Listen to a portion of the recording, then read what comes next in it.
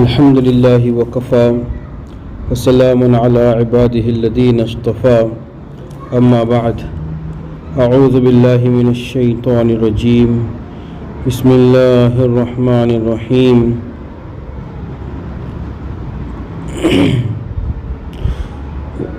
لقد خلقنا الإنسان في أحسن تقويم وقال تعالى وعاشروهن بالمعروف وقال تعالى وإذا الموءودة سئلت بأي ذنب قتلت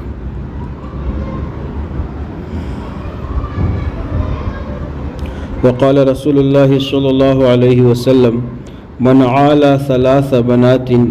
فأدبهن وزوجهن وأحسن إليهن فله الجنة أو كما قال عليه الصلاة والسلام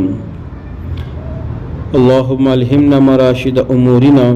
وأعذنا من شرور أنفسنا ومن سيئات أعمالنا اللهم لا فهم لنا إلا ما فهمتنا إنك أنت العليم الحكيم اللهم أحسن عاقبتنا في الأمور كلها وأجرنا من خزي الدنيا وعذاب الآخرة قابل صد احترام معزز و مکرم خواتین اسلام، ماہانہ خواتین کی تربیتی مجلس کا الحمدللہ یہ سلسلہ شروع ہوا ہے۔ اکتوبر میں پہلی مجلس ہوئی تھی اور اب یہ دوسری مجلس نومبر میں ہر مہینے کے پہلے اتوار کی ترتیب پر رکھی جا رہی ہے۔ اللہ تعالیٰ سے دعا ہے اللہ تعالیٰ اس کو قبول فرمائے، ہم سب کے لیے ہدایت، خیر اور اصلاح کا اس کو ذریعہ فرمائے، تمام شرور و فتن سے، رکاوٹوں سے حفاظت فرمائے۔ شرکت کرنے والی، دعوت چلانے والی خواتین کو اللہ تعالیٰ دنیا و آخرت میں بہترین اجر و بہترین صلہ عطا فرمائے۔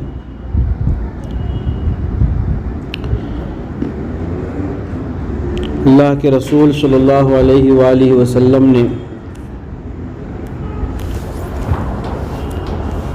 اس دنیا کو کیا دیا؟ دنیا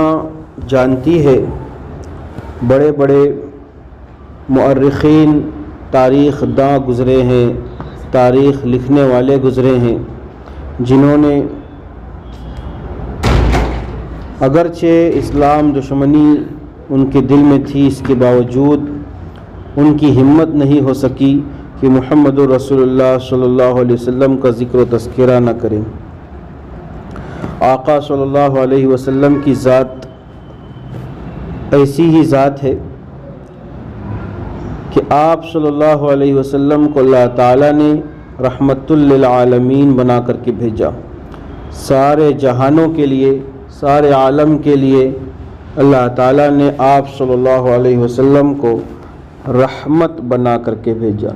آپ صلی اللہ علیہ وسلم کی رحمت ساری مخلوقات کو پہنچی ہے، آپ کا فیض ساری مخلوقات کو پہنچا ہے۔ انسان، جنات، درند، چرند، پرند، جانور، غرض کے ہر مخلوق کو اللہ کے رسول صلی اللہ علیہ وسلم کی ذات کا فیض پہنچا ہے۔ آقا صلی اللہ علیہ وسلم سے رحمت ان کو وافر مقدار میں ملی ہے۔ اسی سلسلے میں خواتین کو، عورتوں کو بھی اللہ تعالیٰ نے محمد رسول اللہ صلی اللہ علیہ وسلم کی ذات کو بڑی رحمت بنا کر کے بھیجا۔ عورتوں کے لیے بھی اللہ کے رسول صلی اللہ علیہ وسلم سے بڑا فیض پہنچا ہے، رحمت پہنچی ہے، اور آپ صلی اللہ علیہ وسلم کی ذات سے بے شمار فائدہ حاصل ہوا ہے۔ آج کی مجلس میں اسی سلسلے میں چند باتیں عرض کی جاتی ہیں کہ اللہ کے رسول صلی اللہ علیہ وسلم سے کیا فیض ہم حاصل کر سکتے ہیں اور خواتین کو کیا فیض حاصل ہوا ہے۔ تاریخ کی کتابوں میں لکھا ہے، ہزاروں سال پرانی تاریخ یہ بتاتی ہے کہ اس اللہ کے رسول صلی اللہ علیہ وسلم کے دنیا میں تشریف لانے سے پہلے سب سے بڑی مظلوم مخلوق عورت تھی۔ عورت کو گناہ کا سرچشمہ سمجھا جاتا تھا، عورت کو بیکار اور بہت ساری مصیبتوں کی جڑ سمجھی جاتی تھی۔ ہر طرف عورتوں کے اوپر ظلم و ستم ہوتے، عورتوں پر طرح طرح کی مصائب ڈھائے جاتے، ہر طرح سے ان کو پریشان کیا جاتا تھا۔ گھروں میں ان کی عزت نہیں تھی، بازاروں میں ان کی کوئی عزت نہیں تھی، راستے پر ان کی کوئی عزت نہیں تھی۔ غرض یہ کہ کہیں بھی چلے جائیں، کسی بھی بہت سے ملکوں میں یہی حال تھا، بہت سی قوموں میں یہی حال تھا۔ بہت واہیات قسم کے لوگوں نے عورتوں سے متعلق عقیدے بنا رکھے تھے اور عورتوں کو بہت حقیر اور ذلیل نگاہوں سے دیکھا جاتا تھا۔ اللہ کے رسول محمد رسول اللہ صلی اللہ علیہ وسلم کے اس دنیا میں تشریف لانے سے پہلے کے واقعات بھی جو سیرت کی کتابوں میں ملتے ہیں، ان میں سے یہ بات معلوم ہوتی ہے کہ عورت کا پیدا ہو جانا، لڑکی کا پیدا ہو جانا بہت بڑا عار سمجھا جاتا، عیب سمجھا جاتا، جس کی وجہ سے لوگ اپنی بچی کو زندہ زمین میں دفن کر دیا کرتے تھے۔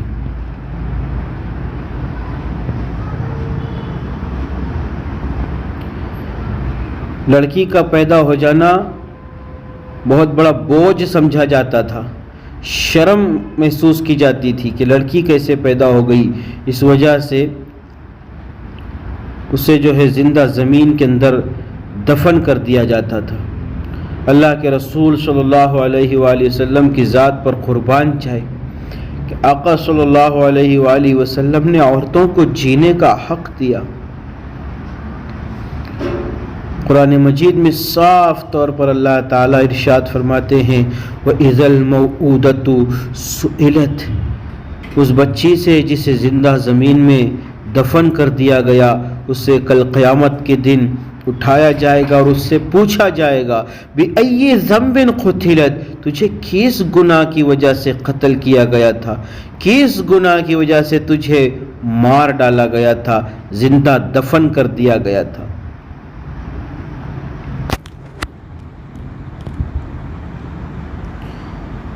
اتنا بڑا احسان خواتین پر محمد رسول اللہ صلی اللہ علیہ وسلم کی ذات کا ہے کہ جسے زمین پر زندہ رہنا انسانیت کو اور دنیا کو پسند نہیں تھا، قوموں کو پسند نہیں تھا۔ محمد رسول اللہ صلی اللہ علیہ وسلم نے سب سے پہلے اس کے دروازے کو بند کیا اور عورتوں کو جینے کا حق دیا۔ اس کی عزت کوئی نہیں تھی۔ یہ باپ کی ملکیت میں ہوتی، باپ اس کا مالک ہوتا، پھر آگے چل کر شوہر مالک بن جاتا یا بھائی مالک بن جاتا، اور آگے چل کر بیٹا مالک بن جاتا۔ بسا اوقات ایسا بھی ہوا ہے کہ باپ کے انتقال کے بعد باپ کی پراپرٹی کو، اس کی وراثت کو تقسیم کیا گیا تو سگی ماں کو بھی تقسیم کر دیا گیا جو بیٹے کے حصے میں آئی، اور بیٹے نے اس سے شادی کر لی۔ اس طرح کے واقعات بھی پیش آئے ہیں۔ اس قدر برا ماحول اس زمانے میں تھا۔ قربان چاہیے محمد رسول اللہ صلی اللہ علیہ وآلہ وسلم کی ذات اقدس پر کہ آقا صلی اللہ علیہ وسلم نے عورت کو عزت کی چادر دی۔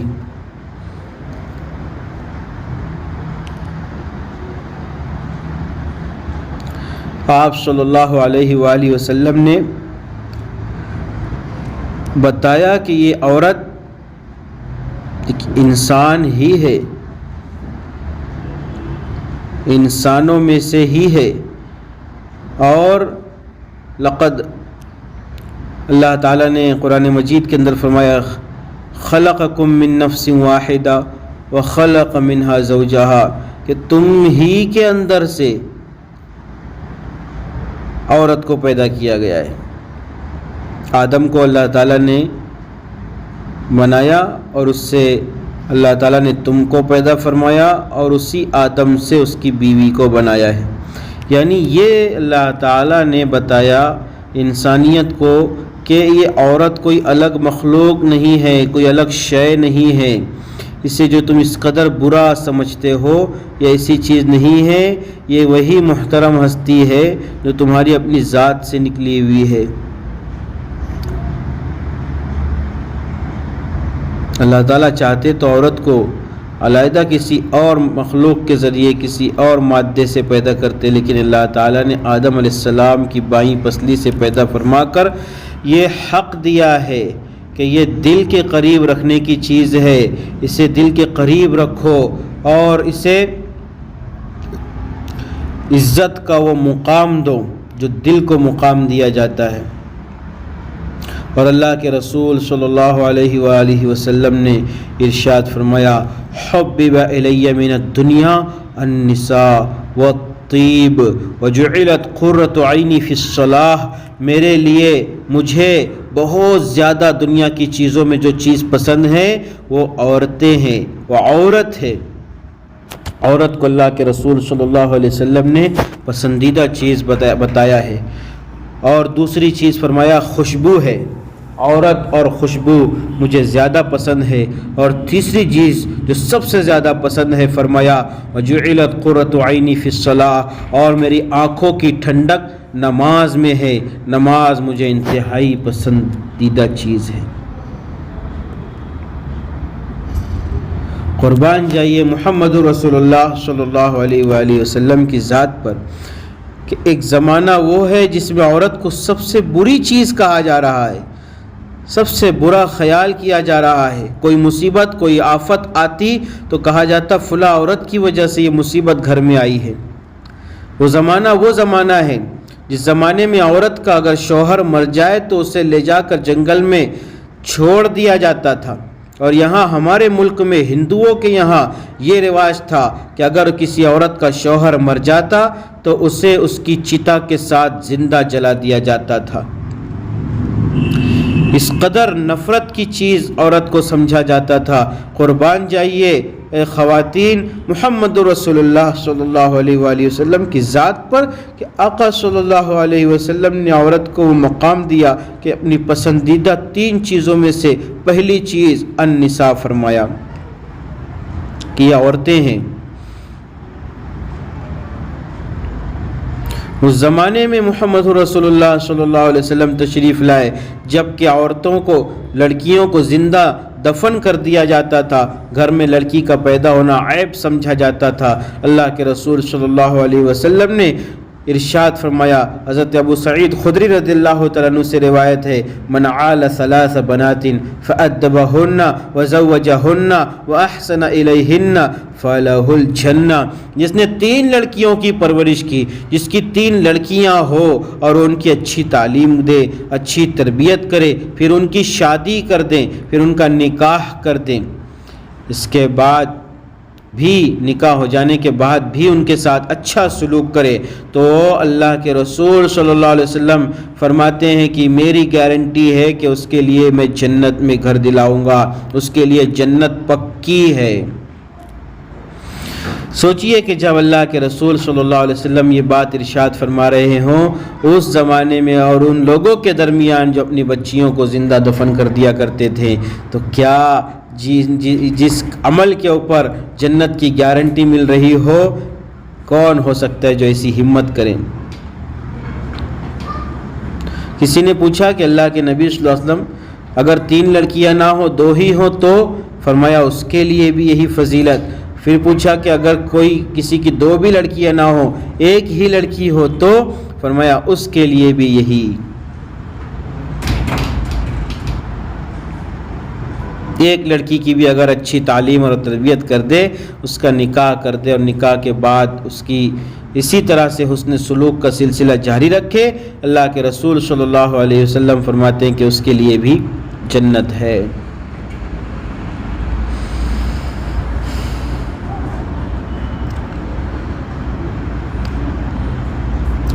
ہر طرح سے حقوق دلوائے ہیں محمد رسول اللہ صلی اللہ علیہ وسلم نے خواتین کو۔ معاشرے میں اس زمانے میں عورت کی کوئی عزت نہیں تھی، کوئی مقام و مرتبہ نہیں تھا۔ اللہ کے رسول صلی اللہ علیہ وسلم نے اس کو مقام و مرتبہ عطا فرمایا۔ عورت کی مال کو، عورت کی ملکیت کو اپنی ذاتی ملکیت سمجھا جاتا۔ اللہ کے رسول صلی اللہ علیہ وسلم نے عورت کو ذاتی طور پر معاشی حق عطا فرمایا کہ جو کچھ عورت کو حاصل ہو جائے، چاہے وراثت کے ذریعے حاصل ہو جائے یا وہ خود کسی طرح محنت کر کے کما لے، شوہر کی طرف سے ملنے والا مہر ہو، شوہر کی طرف سے ملنے والا نان و نفقہ ہو، اس کو واجب کر دیا گیا ہے اور یہ عورت کا ذاتی حق ہے، اس کی وہ خود مالک ہے۔ اللہ تعالیٰ نے قرآن مجید میں فرمایا علی الموسع قدرہ وعلی المقتر قدرہ، خوشحال آدمی اپنی استطاعت کے مطابق، جو اچھے گھرانے کا آدمی ہو وہ اپنی وسعت کے مطابق، اور غریب آدمی اپنی توفیق کے مطابق معروف طریقے سے عورتوں کو خرچہ دے، نان و نفقہ دے، کہ یہ اس کا حق ہے۔ اگر وہ بیٹی ہے تو باپ کی ذمہ داری ہے کہ اس کے اوپر وہ خرچ کرے اس کی اچھی تربیت کے لیے۔ اگر اس کا باپ نہ ہو تو بھائی کے اوپر ذمہ داری ڈالی گئی ہے کہ بھائی اس کے لیے خرچ کرے، اس کے لیے مستقل فضیلت بیان کی گئی۔ اگر اس کا نکاح ہو جائے تو شوہر پر اس کی ذمہ داری ڈالی گئی، شوہر نہ ہو اور اولاد ہو تو اولاد میں بیٹوں کے اوپر یہ ذمہ داری ڈالی گئی ہے کہ وہ اپنی ماں کے اوپر خرچ کرے، اور جس تعداد اللہ تعالیٰ نے اس کو دی ہے، خوشحال ہے تو خوشحالی کے مطابق، غریب ہے تو اس کی استعداد کے مطابق اس پر خرچ کریں۔ اسی طرح نکاح اگر کرے تو نکاح کے موقع پر اس کے لیے مستقل طور پر ایک رقم کو متعین فرمایا کہ وہ اس کی ذاتی ملکیت ہوگی۔ وَآتُوا النِّسَاءَ صَدُقَاتِهِنَّ نِحْلَةً فَإِن طِبْنَ لَكُمْ عَن شَيْءٍ مِّنْهُ نَفْسًا فَكُلُوهُ هَنِيئًا مَرِيئًا، عورتوں کو ان کا حق دو، مہر کا حق ادا کرو، جو ان کا حق ہے قرآن کے ذریعے سے اللہ تعالیٰ نے حکم دیا ہے۔ اگر وہ اپنی خوشی سے اس میں سے، اس مہر میں سے کچھ تم کو دے تو لے لو، ورنہ ہرگز اس میں سے ذرہ برابر بھی نہ کھاؤ، یہ ان کا ذاتی حق، خود کی پراپرٹی، خود کی ملکیت ہے۔ اور اتنا ہی نہیں کہ مہر باندھ دیا جائے اور دے دیا جائے، اور خواتین آج عام طور پر یہ ماحول بنا ہوا ہے کہ مہر جب عورت کو دی جاتی ہے تو وہ مسجد میں دے دو، مدرسے میں دے دو، بڑے بزرگ آتے ہیں، گھر کے بڑے فرد آتے ہیں، کہتے ہیں فلاں مدرسے میں ضرورت ہے، فلاں جگہ تقاضا ہے، تو تم کو جو مہر ملی ہے وہ دے دو۔ ہرگز خواتین اس بات کو سمجھ لیں کہ یہ آپ کا ذاتی حق ہے۔ کوئی لاکھ آپ سے آ کر کے کہے، آپ نہ باپ کی پرواہ کیجئے نہ کسی اور کی پرواہ کیجئے، یہ ان کو حق نہیں بنتا ہے کہ وہ آپ کو یہ ترغیب دیتے بیٹھیں۔ یہ آپ کا ذاتی حق ہے، آپ اسے اپنے استعمال میں لائیں، اپنی ضروریات میں استعمال کریں۔ ہاں البتہ اس میں کچھ فضیلت بیان کی گئی ہے کہ اگر وہ اپنے شوہر کو تجارت کرنے میں کچھ رقم اس میں سے دے، پوری نہ دے، کچھ رقم اس میں سے دے دے تو شوہر کی تجارت میں اس کے ذریعے برکت ہوتی ہے، اس لیے کہ مہر کا جو مال ہوتا ہے وہ بہت بابرکت ہوتا ہے۔ اگر وہ شوہر کے مال میں تجارت میں اگر اپنا کچھ مال لگا دے تو اس میں برکت ہوگی اور تجارت بڑھتی چلی جائے گی، اس میں زیادہ برکت ہوگی۔ اسی طرح بزرگوں کی طرف سے ایک بات یہ بھی ہے کہ شہد کو اللہ تعالیٰ نے شفا کی چیز بنایا ہے۔ اگر عورت مہر کی کچھ رقم سے شہد خرید لے اور اس کو استعمال میں لائے تو اس میں شفا کے اندر اضافہ اور برکت ہو جاتی ہے، لیکن یہ اس کی ذاتی اس کی مرضی کے اوپر ہے، کسی اور کی کہنے کے اوپر نہیں ہے۔ تو مہر کا حق دلوایا ہے، اور مہر بھی آج کل لوگ 786 باندھ دیجئے، 1101 باندھ دیجئے، 1111 باندھ دیجئے، اس طرح کی باتیں کہتے ہیں۔ ہرگز نہیں۔ نوجوان بچیاں بھی سنیں اور ان کی مائیں بھی سنیں کہ جب مہر باندھنے کی بات ہو تو اس بات کا خیال رکھا جائے کہ آپ کے خاندان کی کیا حیثیت و مقام ہے، کس کیٹیگری کے لوگ ہیں۔ اگر خوشحال طبقہ ہے تو وہ اچھی مہر باندھیں، ان گھرانوں کے اندر لڑکیوں کی جس طرح کی مہر ہوتی ہے اس کے قریب قریب ہوں۔ ایسا نہ ہو کہ خوشحال گھرانے کے لوگ، امیر طبقے کے لوگ بہت کم باندھیں اور غریب اتنی زیادہ باندھے کہ وہ شوہر ادا ہی نہ کر پائے زندگی بھر، اور پھر مرنے کے وقت بیوی آ کر کے کہے کہ جا، جیتے جے تو دیا نہیں، جا میں نے تجھے معاف کر دیا۔ یہ شریعت کا مزاج نہیں ہے، استعداد کے مطابق باندھی جائے۔ حق دیا ہے شریعت نے۔ ایک مرتبہ حضرت عمر رضی اللہ تعالیٰ عنہ تقریر کر رہے تھے، بیان فرما رہے تھے۔ بیان کے دوران حضرت عمر رضی اللہ تعالیٰ عنہ نے کہا، اے لوگو، تم لوگوں کو میں متنبہ کرتا ہوں، تنبیہ کرتا ہوں کہ عورتوں کی مہر زیادہ نہ باندھا کرو۔ کتنی باندھے؟ اللہ کے نبی صلی اللہ علیہ وسلم نے اپنے ازواج کی کتنی باندھی؟ حضرت عمر رضی اللہ عنہ کہہ رہے ہیں کہ زیادہ مہر نہ باندھو۔ اگر مہر زیادہ باندھنا دنیا کے اعتبار سے بڑائی ہوتی، اس زمانے میں لوگ دنیا میں دکھلاوے کے لیے، بڑائی کے لیے بھی مہر زیادہ باندھتے، جیسے آج کل بھی لوگ کرتے ہیں، دکھاوے کے لیے مہر زیادہ باندھی جاتی ہے، بعد میں وہ ادا کر پاتا یا نہیں کر پاتا یہ دوسرے درجے کی بات ہوتی ہے، لیکن زیادہ مہر باندھ دی جاتی۔ تو اس وجہ سے حضرت عمر ٹوکنے لگے کہ لوگوں زیادہ مہر نہ باندھو۔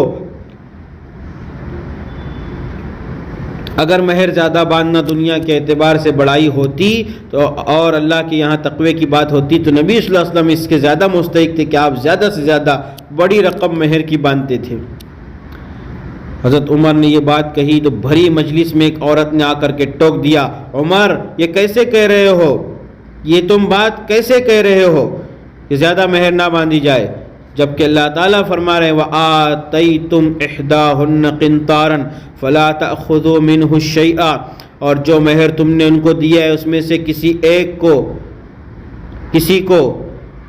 سامان دینے کے بعد اس میں سے کچھ بھی نہ لو، کچھ کم نہ کرو۔ تو پھر تم یہ کیسے کہتے ہو؟ اس سے یہ بات بھی سمجھ میں آئی کہ عورتوں کو یہ حق بھی اسلام نے دیا ہے۔ جب اس زمانے میں جب کہ عورتوں کو بولنے کی اجازت نہیں تھی، مردوں کے درمیان رائے دینے کی اجازت نہیں تھی، محمد الرسول اللہ صلی اللہ علیہ وسلم کی ذات پر قربان جائیے کہ آپ صلی اللہ علیہ وسلم نے عورتوں کو یہ حق دیا ہے کہ وہ اپنی رائے کو پیش کر سکتی ہیں۔ اور بھری مجلس میں وقت کے بادشاہ، اتنے بڑے بادشاہ کو کھڑے ہو کر کے ایک عورت کہہ رہی کہ تم یہ نہیں کہہ سکتے ہو۔ تو حضرت عمر نے یہ نہیں کہا کہ تم کون ہوتی ہو، میں بادشاہ ہوں، میں امیر المومنون ہوں، مجھے ٹوکنے والی تم کون ہوتی ہے، ایسی بات ہرگز نہیں کہی، بلکہ فرمایا کلکم اعلم من عمر، تم لوگ عمر سے زیادہ جانتے ہو، جو بات تم کہہ رہی ہو یہ سچ ہے، یہ حق ہے۔ معاشی حقوق دیے گئے، معاشرتی حقوق دیے گئے، رہن سہن میں اللہ تعالیٰ نے قرآن مجید میں ارشاد فرمایا وَعَاشِرُوهُنَّ بِالْمَعْرُوفِ، عورتوں کے ساتھ معروف طریقے کے اوپر، بہترین طریقے کے اوپر برتاؤ کرو، ان کے ساتھ اچھے سلوک برتو۔ ان کے ساتھ برائی کا معاملہ نہ کرو، اچھی طرح سے ان کے ساتھ پیش آؤ۔ اور اللہ کے رسول صلی اللہ علیہ وآلہ وسلم نے ارشاد فرمایا ہے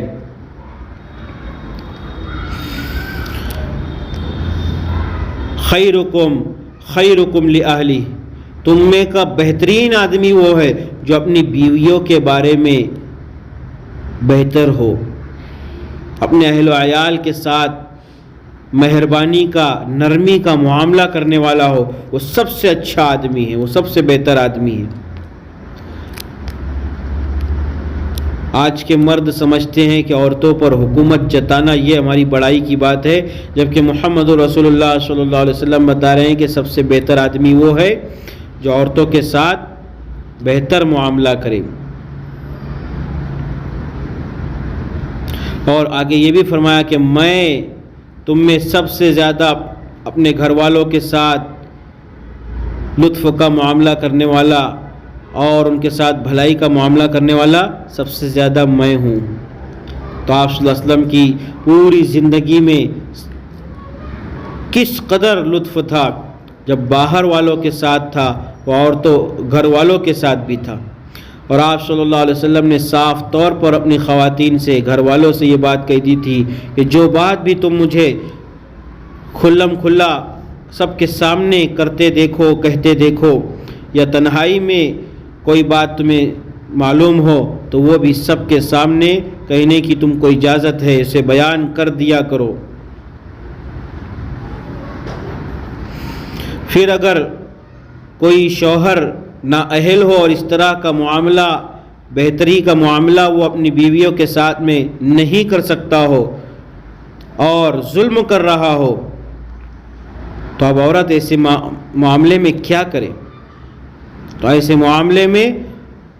اسلام نے ایک اور حق عطا فرمایا ہے عورت کو کہ وہ خلا کا مطالبہ کر کے خلا حاصل کر لے اور اس سے ایسے شخص سے علیحدہ ہو جائے۔ کہ اگر وہ بہتری کا معاملہ نہیں کرتا ہے، بہترین سلوک وہ نہیں کرتا ہے، تو اس سے علیحدہ ہو جائے۔ خلا کا حق اسلام نے دیا ہے، دیگر مذاہب میں یہ نہیں ہے۔ جنم جنم کا ساتھ ہوتا ہے، 7 پھیرے جنموں کا ساتھ ہوتا ہے، کبھی زندگی میں علیحدگی نہیں ہو سکتی۔ حالانکہ انسانی مزاج ہے، مزاج میں کمی بیشی ہوتی ہے، الگ الگ طرح کے الگ الگ مزاج کے لوگ ہوتے ہیں، لیکن اسلام نے یہ حق دیا ہے کہ شوہر کو اگر پسند نہ آئے تو اس کو طلاق کا اختیار دیا، لیکن اگر شوہر ہی اس قدر نالائق ہے کہ وہ صحیح حقوق ادا نہیں کر سکتا، اچھائی کا معاملہ نہیں کر سکتا، خرچ نہیں کر سکتا، تو ایسے شوہر سے علیحدہ ہو جانے کا حق عورت کو دیا ہے کہ وہ خلا حاصل کر لے، اپنے حقوق سے دستبردار ہو کر کے شوہر سے علیحدگی اختیار کر لے، شوہر قبول کر لے تو وہ علیحدہ ہو سکتے ہیں۔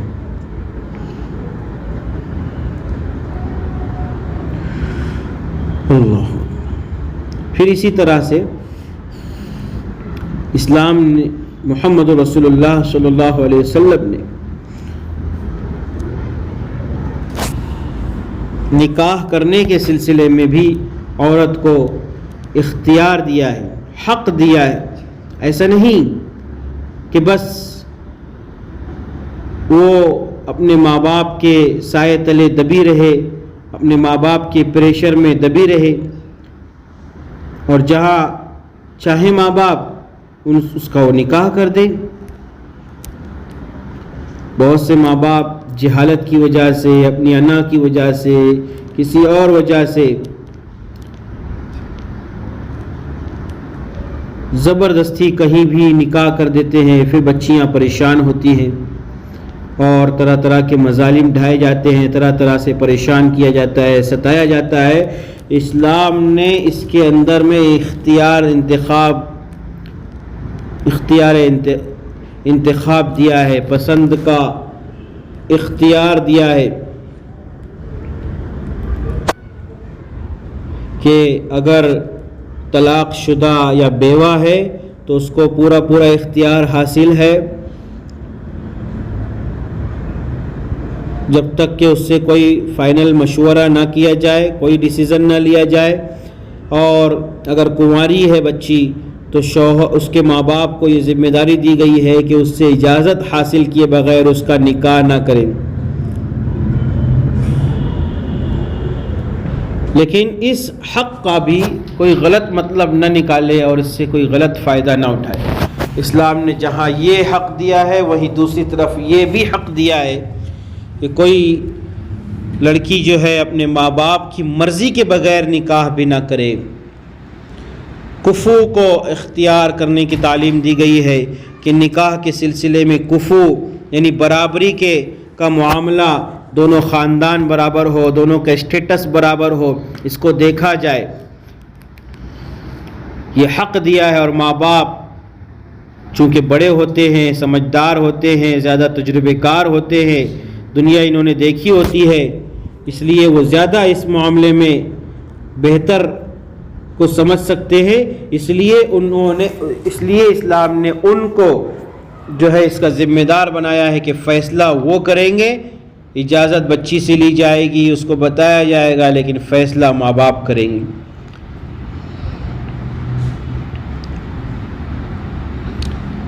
افسوس، صد افسوس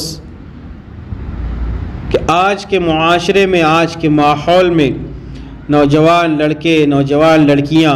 اسے اپنا ذاتی اور کلی حق اور اختیار سمجھتے ہیں کہ یہ ہمارا پورا پورا حق ہے اور پورا پورا اختیار ہے کہ ہم جہاں چاہے جس سے چاہے نکاح کر سکتے ہیں، اور قانون بھی ایسے بنا دیے گئے ہیں جس کی وجہ سے وہ غلط فائدہ اٹھاتے ہیں، اور تعلیم کا ماحول اور تعلیم کا نظام ایسا بنا دیا گیا ہے جس کی وجہ سے بچے اور بچیاں غلط راہ روی کو اختیار کر رہے ہیں، غلط راستے کو اختیار کر رہے ہیں، غلط طریقے پر چلے جا رہے ہیں۔ اسلام نے بہت حقوق اور بہت آزادی عورتوں کو عطا فرمائی ہے، لیکن اتنی زیادہ بھی آزادی نہیں دی ہے کہ وہ ہر چیز سے آنکھیں بند کر کے بالکل آزاد ہو جائیں۔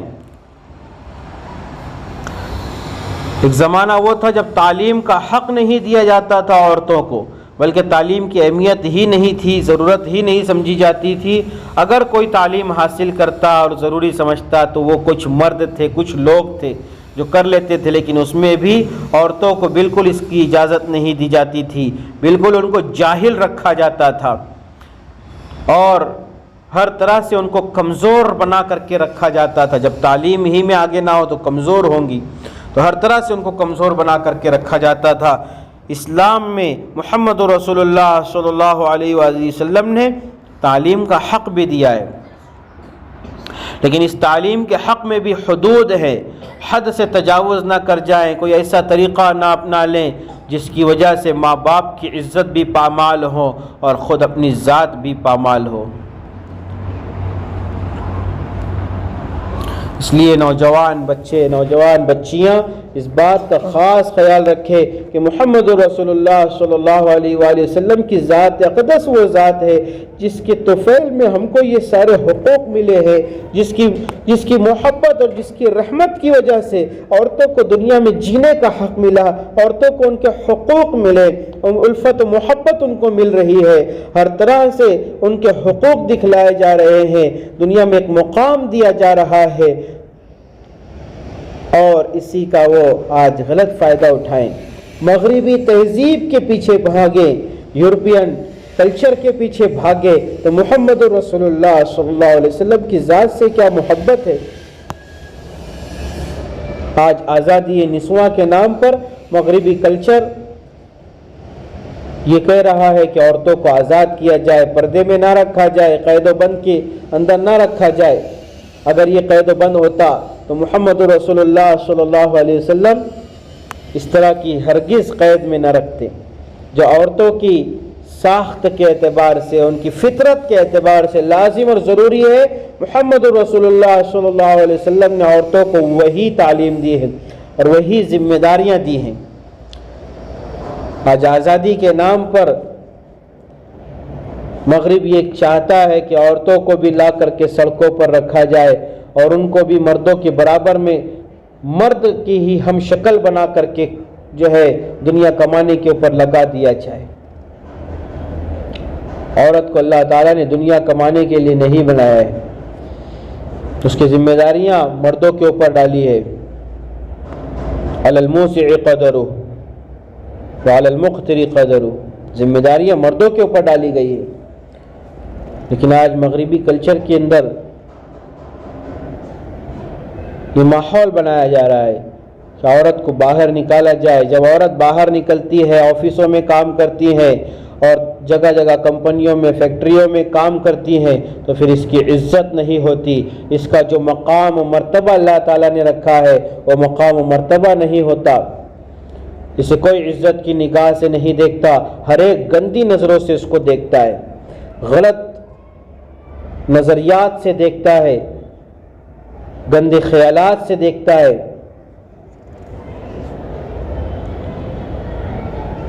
اس لیے جو عین فطرت ہے، اسلامی تعلیمات ہیں، ہدایات ہیں، ان کی پیروی کرنا، اس کے مطابق زندگی گزارنا، یہ ہم پر لازم اور ضروری ہے۔ یہ سمجھ لیجئے کہ اگر ہم اس دنیا میں جی رہے ہیں، اگر ہم کچھ عزت کی سانس لے رہے ہیں، تو یہ محمد رسول اللہ صلی اللہ علیہ وسلم کی شفقت اور آپ علیہ السلام کی رحمت اور محبت کا صلہ ہے، اسی وجہ سے ہے۔ اور اگر آج کی نوجوان بچیاں، آج کے نوجوان بچے جو اپنی مرضی سے جو ہے کہیں بھی اپنا رشتہ جوڑ لیتے ہیں، غیر مسلموں کے ساتھ ناجائز رشتے قائم کر کے شادیاں کر رہے ہیں، بلکہ اسلام کا اور ایمان کا سودا کر رہے ہیں، اسلام سے پھر جا رہے ہیں، اسلام کو چھوڑ کر کے زندگی گزار رہے ہیں، اور وہ سمجھتے ہیں کہ یہ ہماری آزادی ہے اور یہ ہمارا حق ہے۔ وہ جان لیں کہ وہ دنیا میں بھی عزت و چین و سکون کی زندگی نہیں بسر کر سکتے، اور آخرت میں اس کے اوپر ان کو کڑی سزا ہے۔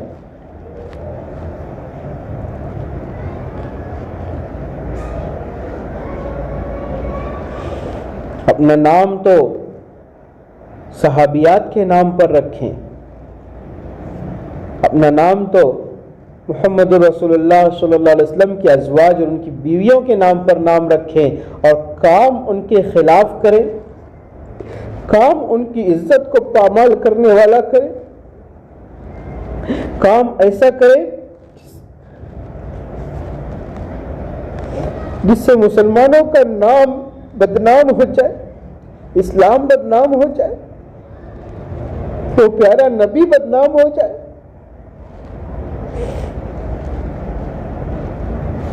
ہوش کے ناخن لیں، ہوش میں آئے۔ کتنے نوجوان لڑکے لڑکیاں ہیں، ذرہ پرواہ نہیں ہوتی، ذرا خیال نہیں آتا کہ لوگ ہمارے نبی کے بارے میں کیا کہیں گے، ہمارے مذہب کے بارے میں کیا کہیں گے، اسلام کے بارے میں کیا کہیں گے اگر ہم نے یہ قدم اٹھا لیا۔ معزز خواتین، ایک گزارش ہاتھ جوڑ کر اس وقت آپ سے یہ کرنے کے لیے کہا گیا ہے، یہ طے کیا گیا ہے کہ آپ اگر عمر میں بڑی ہیں تو آپ کی یہ ذمہ داری ہے کہ آپ جو ہے ہم اپنے مسلم معاشرے کی نوجوان بچیوں کو سنبھالیں، ان کی ذہن سازی کریں۔ یہ جو چند گزارشات آپ کے سامنے رکھی گئی ہیں، یہ صرف اس لیے رکھی گئی ہیں تاکہ آپ اگر کسی نوجوان بچی کے بارے میں یہ سنیں کہ وہ کسی غیر مسلم سے یا کسی سے ناجائز تعلقات قائم کر رہی ہیں، رشتہ قائم کر رہی ہیں، واٹس ایپ پر، فیس بک پر دوستی کی جا رہی ہے، چیٹنگ ہو رہی ہے، اگر کسی کے بارے میں معلوم ہو، ہرگز ان کو ڈانٹیے گا نہیں، ہرگز ان پر کسی قسم کی سختی نہ کیجیے، سختیوں سے کام نہیں چلتا ہے، بلکہ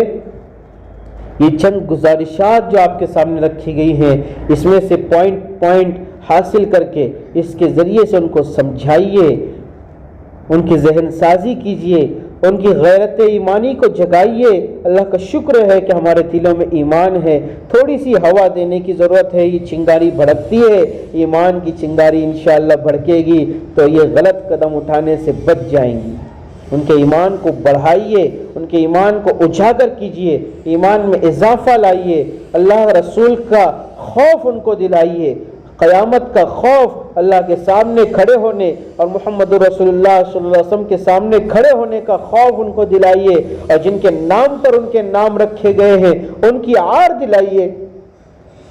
کہ کس منہ کے ساتھ جائیں گی آپ حضرت خدیجہ رضی اللہ تعالیٰ عنہ کے سامنے، حضرت عائشہ رضی اللہ تعالیٰ عنہ کے سامنے، حضرت فاطمہ رضی اللہ تعالیٰ عنہ کے سامنے، مختلف صحابیات ہوں گی، سب کے سب ہوں گے، ان کے سامنے کس منہ سے ہم جائیں گے کہ انہوں نے تو ہماری خاطر ہم کو حقوق دینے کے لیے، ہم کو دنیا کے اندر عزت دینے کے لیے اس قدر قربانیاں دیں، اس قدر محنتیں کی، اور ایک بہت بڑا انقلاب پیدا کیا، ایک بہت بڑی تبدیلی لے آئیں، اور ہم اپنی زندگی کے اوپر ذرا غور کر کے دیکھیں تو کیا حال ہے، ہم کس منہ سے ان کے سامنے جائیں گے، کیسی شرم آئی، ذرا احساس دلائیں۔ اور جہاں چند نوجوان بچیاں جمع ہوں، اسکول کی اسمبلی ہوتی ہے، مدرسے کے پروگرام ہوتے ہیں، جہاں خواتین کا اجتماع اور تعلیم ہوتی ہے، جہاں کوئی فنکشن وغیرہ ہوتا ہے، کسی بھی قسم کا چھوٹا موٹا اگر چند خواتین وہاں جمع ہو، نوجوان بچیاں جمع ہو، تو آپ کے سامنے یہ باتیں اس لیے رکھی گئی ہیں تاکہ آپ جو ہے ان کے سامنے ان باتوں کو رکھ کر کے ان کی ذہن سازی کریں۔ وہ یہ کہیں گے کہ ہمیں کیوں کہہ رہے ہیں، ہم تو ایسا نہیں کرتے ہیں، انہیں یہ کہیں کہ آپ ایسا نہیں کرتے ہیں، اسی لیے آپ کو کہا جا رہا ہے تاکہ آپ دوسروں کو بھی سمجھائیں تک کہ وہ بھی اس طرح کی کوئی حرکت نہ کر بیٹھیں۔ آپ انہیں سمجھائیے گا ضرور کہ وہ اس قسم کی کوئی حرکت نہ کر سکیں۔ اس لیے ہر خاتون کے سامنے یہ بات آنی چاہیے، ہر عورت کے سامنے، ہر لڑکی کے سامنے یہ بات آنی چاہیے۔ یہ بہت اہم اور ضروری بات ہے۔ آج جو ماحول پورے ملک کے اندر بنا ہوا ہے، اس قدر خبریں سننے کو ملتی ہیں کہ دل کانپ جاتا ہے کہ آخر امت کی بیٹیوں کو ہو کیا گیا ہے۔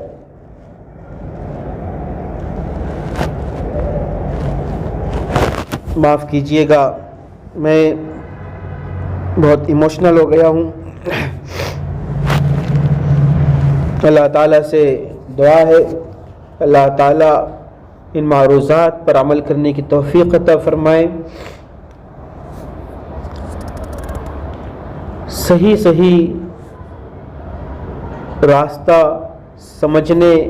حق کا راستہ سمجھنے اور اس پر چلنے کی توفیق عطا فرمائے، ہر قسم کی غلط راہ روی سے، ہر قسم کی برائی سے، ہر قسم کے گناہ سے حفاظت فرمائے۔ وآخر دعوانا ان الحمد للہ رب العالمین۔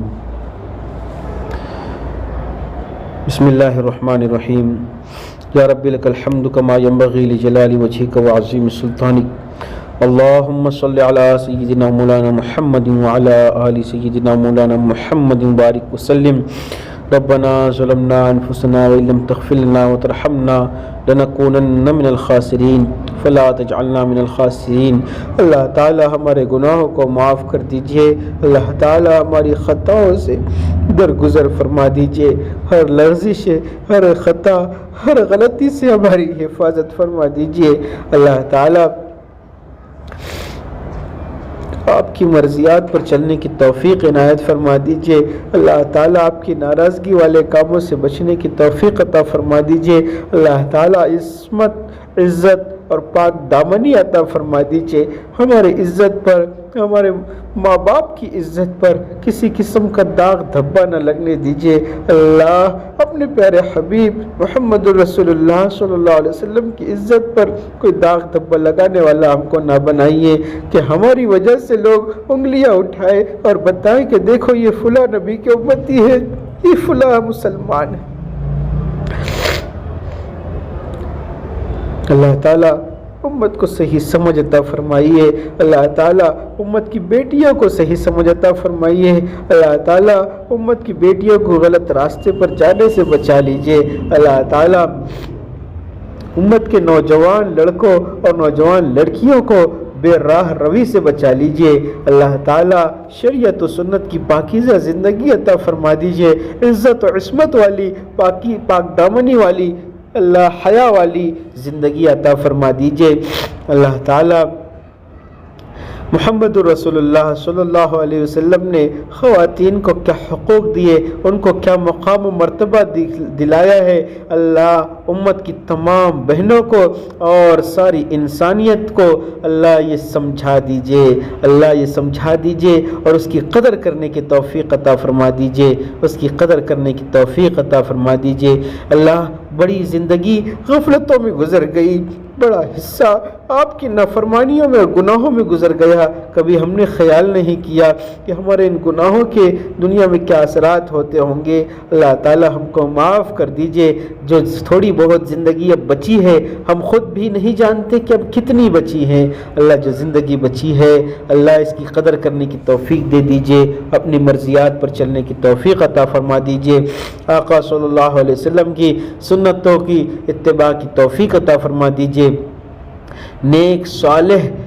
طریق پر چلنے کی توفیق عطا فرما دیجئے، نیکوکاری کی زندگی عطا فرما دیجئے، گناہ گاری اور بدکاری کی زندگی سے ہم سب کی حفاظت فرما دیجئے۔ اللہ تعالیٰ یہ جو ٹوٹی پھوٹی محنتیں اور کوششیں ہو رہی ہیں اللہ تعالیٰ اس کو قبول فرما کر اللہ پوری امت کی حفاظت کا انتظام فرما دیجئے، اسلام کی اشاعت کا انتظام فرما دیجئے، دین کی حفاظت کا انتظام فرما دیجئے، اس ٹوٹی پھوٹی محنتوں کو، اس ادارے کو اور یہاں کے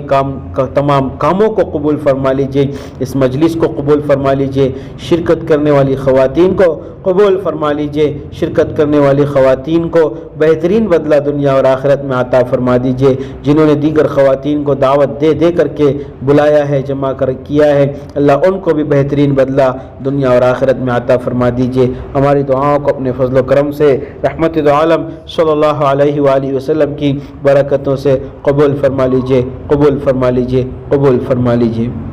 وصلی اللہ تعالی علی خیر خلق محمد وعلی آلہ وصحبہ اجمعین برحمتک یا ارحم الراحمین۔ اعلان سن لیجئے، جیسا کہ پچھلی بار بھی بتایا گیا تھا کہ خواتین کے لیے مہینے میں 2 پروگرام ہوں گے، ایک تو یہ اصلاحی تربیتی مجلس جس میں مختلف علماء کرام مختلف عنوانات پر بیان کریں گے، یہ ہر مہینے کے پہلے اتوار کو انشاءاللہ یہ مجلس رہا کرے گی۔ تو آئندہ مہینے کا پہلا اتوار 5 دسمبر کو ہوگا انشاءاللہ، 5 دسمبر کو دوپہر 3 سے 4 یہ مجلس اسی طرح سے منعقد ہوگی۔ اور دوسری مجلس جو ہے وہ درس قرآن کی ہے۔ قرآن مجید کو جاننا سمجھنا یہ ہم پر لازم اور ضروری ہے،